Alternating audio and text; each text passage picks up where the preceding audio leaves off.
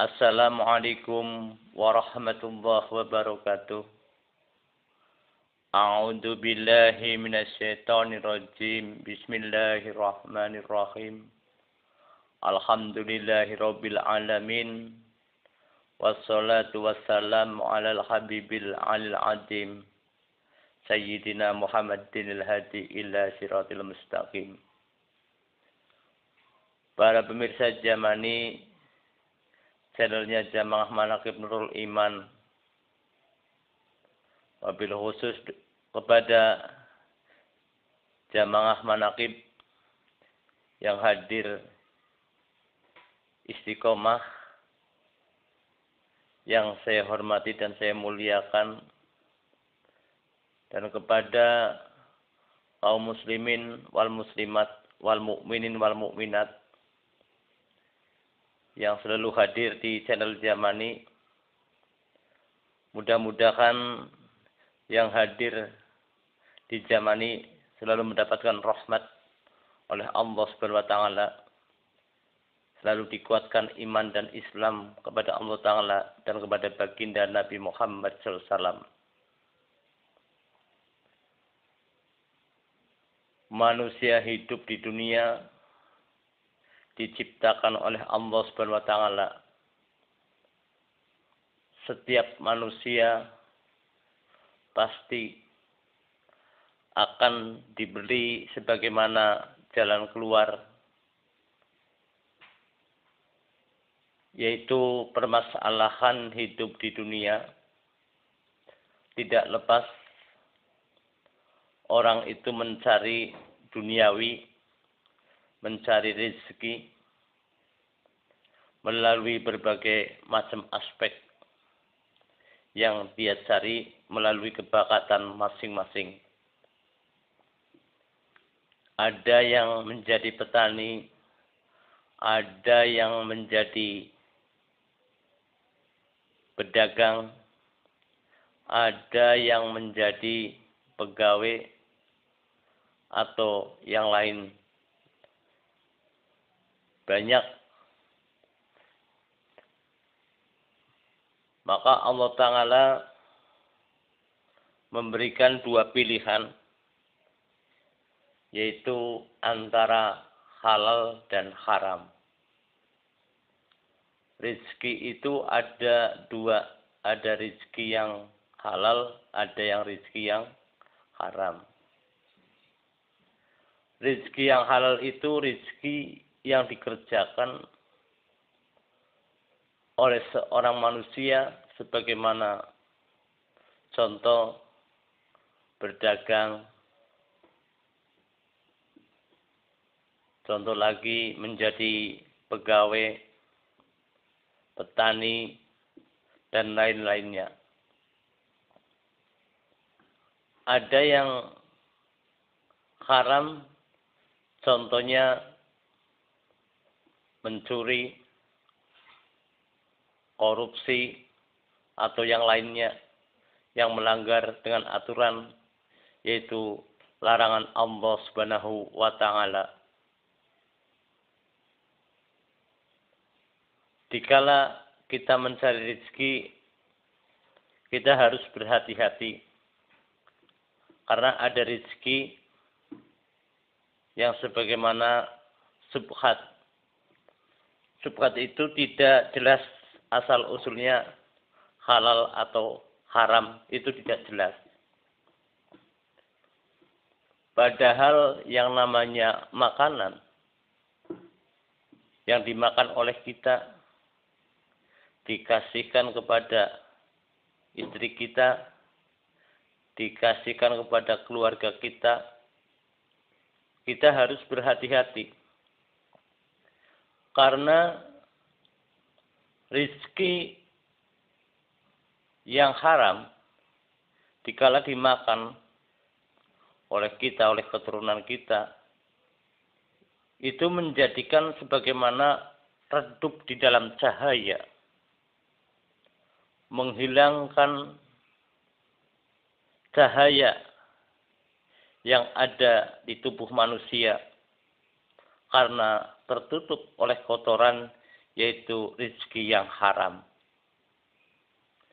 Bisa terjadi membuat mati cahaya di dalam pikiran, mati cahaya di dalam jasad, mati cahaya di dalam hati.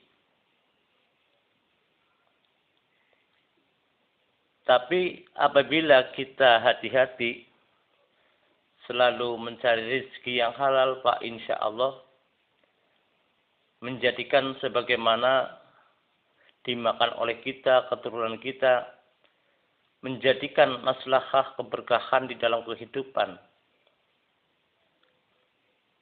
Mempunyai tingkah laku yang soleh. Maka rezeki itu poin pokok penting di dalam kehidupan.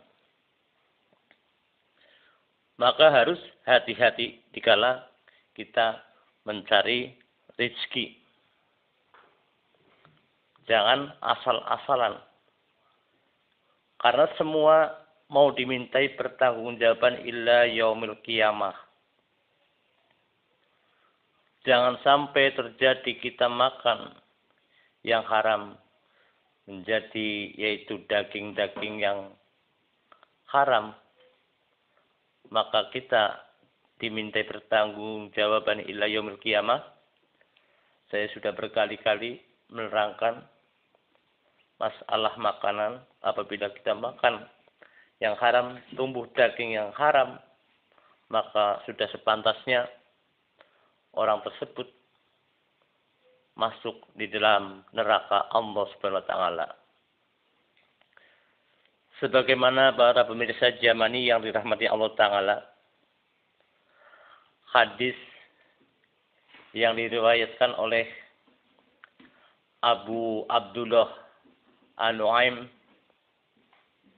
An-Nu'man bin Bashir radhiyallahu anhu berkata, saya telah mendengar sebagaimana sabda Nabi Muhammad SAW. Dikala itu Nabi Muhammad bersabda sebagaimana berikut. Sesungguhnya yang halal itu jelas terang. Terang atau jelas. Dan yang haram itu juga jelas atau terang. Kelihatan. Kita bisa tahu, oh ini halal, ini haram, kita sudah tahu. Dan di antara keduanya, antara haram dan halal, terdapat perkara-perkara yaitu juga yang meragukan.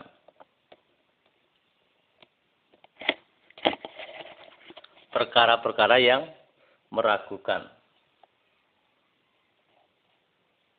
Yang kita sebut sebagaimana subhat, tidak jelas asal usulnya ini halal atau haram. Yang tidak diketahui oleh orang pada umumnya. Orang yang memelihara dirinya dari perkara-perkara yang subhat atau yang diragukan, sebagaimana seperti orang yang melindungi agama dan kehormatan dirinya.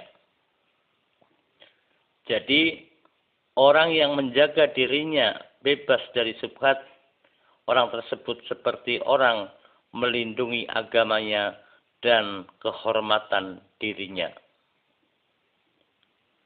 Adapun orang yang tergelincir ke dalam perkara subhat, itu akan tergelincir masuk ke dalam perkara yang haram. Laksana sebagaimana seorang pengembala di pinggir sebuah tempat larangan yang akhirnya lalai si pengembala tersebut